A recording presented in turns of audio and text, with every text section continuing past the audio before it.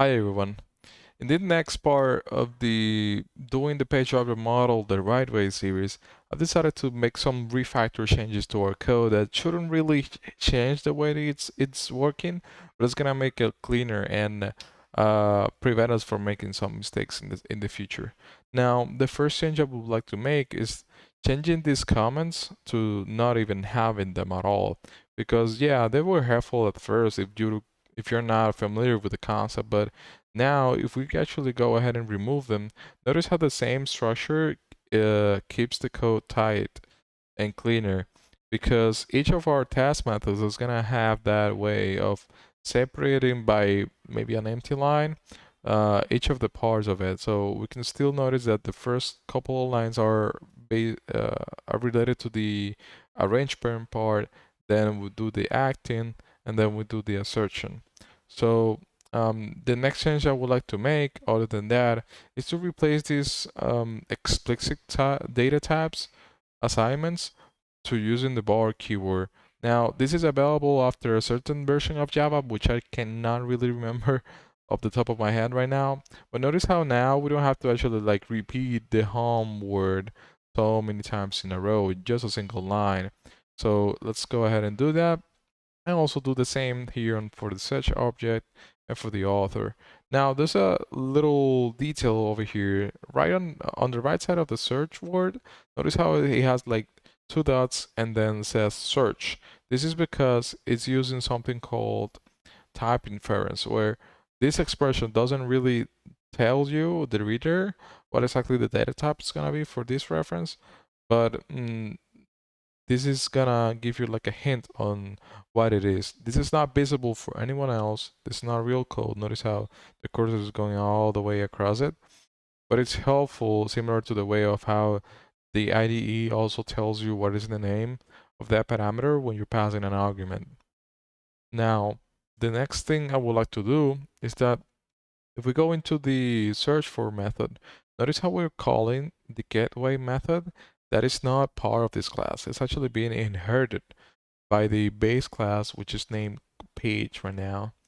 Now, this is not really necessary because notice how the driver property is being used and has a protected access modifier. So we can do the same for the wait object. Now let's change it to protected. Get rid of this getter method, and then that's gonna break our code. Notice how now this page has to also be updated. And if we go to the author page, yep, it also needs to be updated. And lastly, our search page. Let's change this. I guess, oops. And there we go. Now that we've made this change, this is nothing really superficial like uh, using the bar keyword or removing some comments. Let's make sure that it doesn't break anything and run it. All right, it's starting up and it looks good. Yep, and there we go. Yeah, so our test is still passing, so that's okay. We didn't break anything with this change. Now, you may be wondering why that works like that. Well, in this case, the wait object is always being initialized because the constructor of the class it's the first thing that gets executed. But in this particular case, we're not calling the page class directly. Notice how in our test class, we're just using the home object first and then the others. Now, how does that work? Well, what happens is that the constructor of the home class is actually calling the super uh, constructor, and in this case, super is just a keyword to replace our base class. So the first thing to be actually executed when we create a patch object is this constructor, and then the other parts of the code. Now, in particular for the wait object, it's never gonna be null because we're setting it right here after doing this null check, which will cause an illegal argument exception to be thrown, and then the driver value is being set over here. So that's why it doesn't break anything at the moment. So let's go back over here to the test, and um, there's another problem with the code which is not really that visible or noticeable. If we go over here and we decided to like create a new instance of the page class, there's nothing that's gonna hold us back. And now this is not the behavior that we should expect from this, because this is only used for other page objects to be inheriting the page class. Now it's gonna give us like a single place where we have to do any logic changes whenever we wanna like set a new driver or the weight for that matter. So in order to prevent this, there's a small little trick that we can do.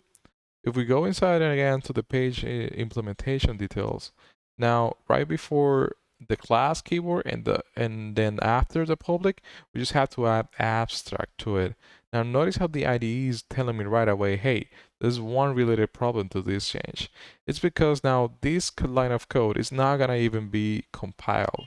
It's gonna throw an error. It's because we can no longer create an instance of a class when they're marked with the abstract. Now, that can be considered one of the uses of defensive programming, if you may call it. I'm not really sure, but that's a way of preventing our teammates or ourselves in the future to make like silly mistakes by instantiating a class that shouldn't really need to be instantiated. Now, notice how the warning it's gone.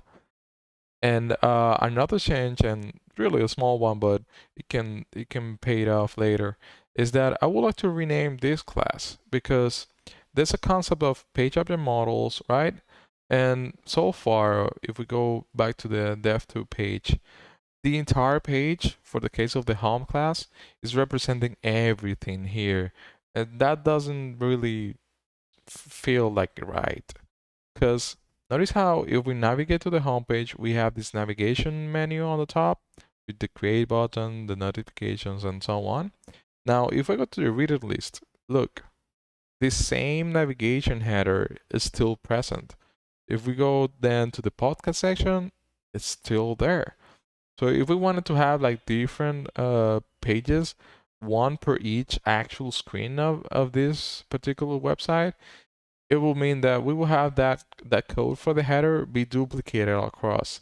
And let's say that the create post doesn't say this label, and that's the way that we find it in the UI. It just like say, I don't know, new create article or new article. That's gonna break a lot of our test if we make something like that. So a better way to do it is to call this, instead of a page object, it will be like a page fragment, and then our bigger home page object will then be constructed of like different reusable page fragments that will define these locators.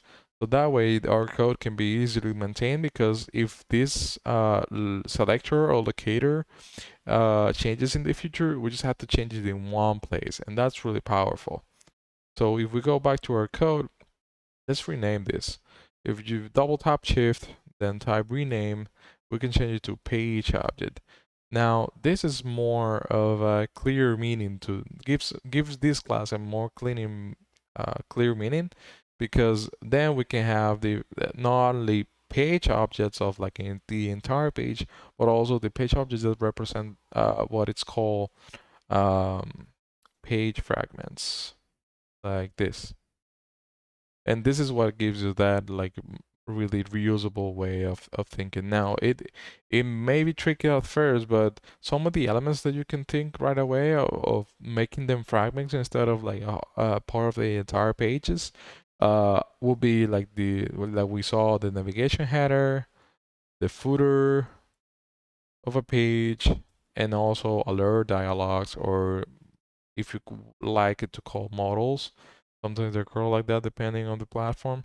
So these will be the common ones that I will think right away to make them as page fragments.